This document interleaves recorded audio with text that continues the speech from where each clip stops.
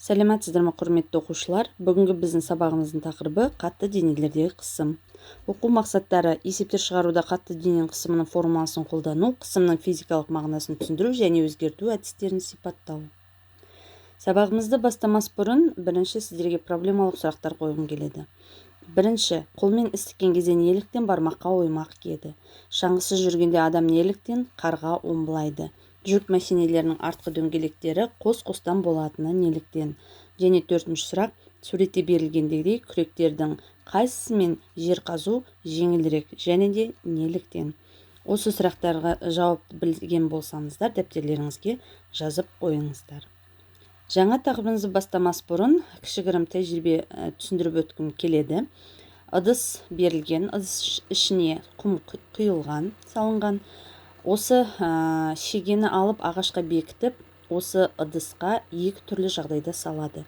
Бір жағы шегенің жалпақ жағымен, екінші жағы шегенің үшкір жағымен орналастырады. Үстіне жүк қойған бетте өздеріңіз көріп тұрғандай, екінші суреттегі жағдайда шеге құмға батады. Бұндай екі суреттінде екі түрлі болуы, ол өздеріңіз байқап тұрғандай шегенің басының ауданына байланысты. Бірінші суретте жалпақ болғандықтан ол батпады, екінші суретте өте үшкір жіңішке болғандықтан ол батты. Яғни бұдан шығатын қорытынды: қатты денелерде бөлшектер бір-бірімен байланысты болғандықтан қысым қатаң түрде күш әрекетінің бағытымен беріледі. Және де бұл қатты денені түсіретін қысымы ауданға байланысты екенін осы тәжірибеден байқауға болады. Экрандағы келесі суреттерге қарайтын болсақ, бұл суреттерде қысым тақырыбына берілген, мысалы иненің үшкір болуы, шаңғының ауданының үлкен болуы, сонымен қатар шегенің басының үшкір болуы, немесе өзіміздің асханада қолданатын пышақтың үшкір болуы, яғни тағамдарымызды, нандарымызды дұрыс кесу мақсатында, шанышқының құлпынайға шаншылуының өзі, бұлардың барлығы қысым тақырыбына байланысты. Енді қысым дегеніміз не?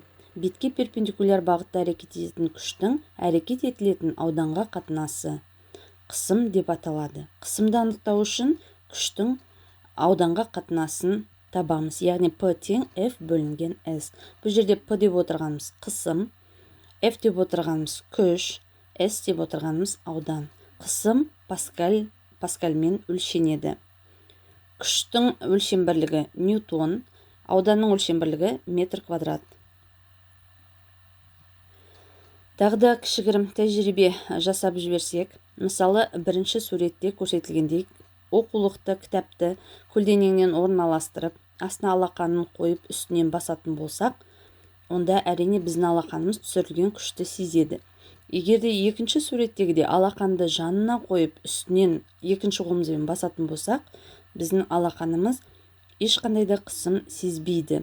Бұдан шығатын қорытынды: қатты денелер өзіне түсірілген қысымды бір бағытта ғана жеткізеді. Яғни бірінші суретте алақанымызға оқулықты қойып, үстіден жоғарыдан төменге қарай бағыттағандықтан күшті, сол себепті біздің алақанымыз қысымды сезді.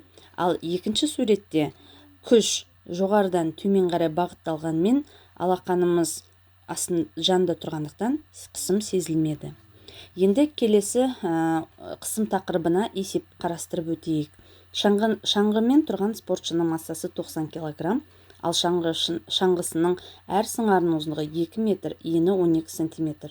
Шаңғышы қарға қандай қысым түсіреді? Берілгенін жазайық.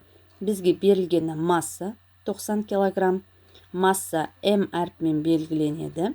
М тең 90 кг. Шаңғының ұзындығы берілген, ұзындықты А әрпімен белгілей береміз. А тең 2 метр, ені 12 см. Енін Б әрпімен белгілей береміз. Б тең 12 см. Бізге анықтау керек шаңғышының қарға түсірген қысымы, яғни П сұрақ белгісі. Халықаралық бірліктер жүйесіне келтіретін физикалық шамаларымыз бар. Ол ені 12 см, оны метрге айналдырамыз. Яғни 12 см дегеніміз 0,12 метр. Келесі қадам ол шешуін жазамыз. Шешуі. Және қатты денені түсіретін қысымның формасы P тең F бөлінген S формуласын қолданамыз. Бұл жерде байқап тұрғандағыздай бізде күш берілмегендіктен, оның орнына ауырлық күшінің формуласын қолданамыз, яғни mg, және аудан берілмегендіктен, бірақ сіздер білесіздер, ұзындықты еніне көбейтсек, ол бізге ауданды береді, А көбейтілген Б. Бұл есепте айта кететін бір нәрсе, шаңғышының бір шаңғысының ғана ұзындығымен ені берілген, ал бізге екі аяғымен тұрған кездегі қысымды анықтау керек, сол себептен 2-ге көбейтеміз. Енді сандарын қоятын болсақ, 90 килограмм көбейту. Еркін түсудеу бізде жуықтап алғанда 10 ньютон бөлінген килограммға тең, бөлінген 2 көбейтілген 2 метр көбейтілген 12 сантиметр. 12 метр. Осыдан шығады 1875 паскаль.